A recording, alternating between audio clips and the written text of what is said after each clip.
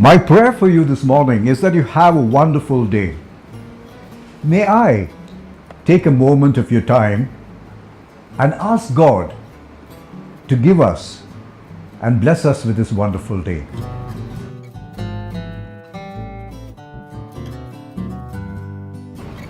Thank you.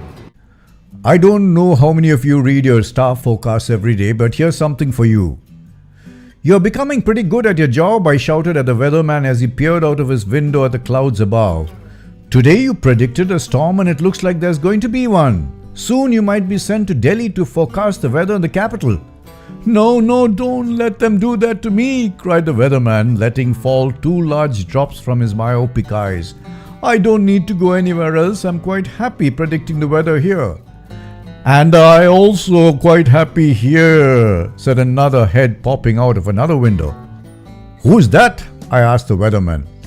Ah, said the weatherman happily, he's the astrologer for your newspapers and magazines.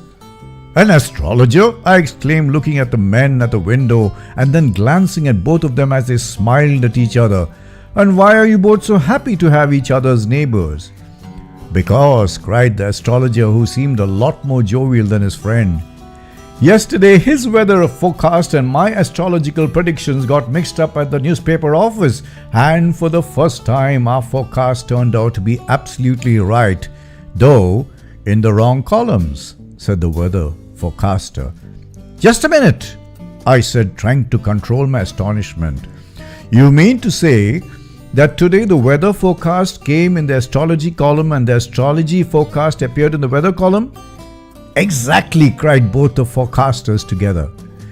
Yesterday, said the astrologer, winking at me, I warned my readers to be careful as the stars foretold dark clouds looming in the background. And I, said the weatherman, mentioned in my weather report that the atmosphere would be bright and sunny. This morning I've received at least a dozen calls from people, said the astrologer, as to how bright and happy they are feeling today, at how right I was, and as you can see, the weather suddenly turned out to be dark and cloudy. So, continued the weatherman, we have decided to exchange our forecasts every day and then send it to newspapers and magazines. You see, we want our readers to get absolute truth in their daily forecast from now on. I left both my imaginary forecasters and pondered over what they'd revealed. I've stopped looking at forecasts a long time back because I don't need to know what the future holds for me, because I know my future is in God's hands and His hand holds me every single hour of the day. That no matter if the days are bright and sunny or dark and gloomy, with His hand in mine, I can brave the day.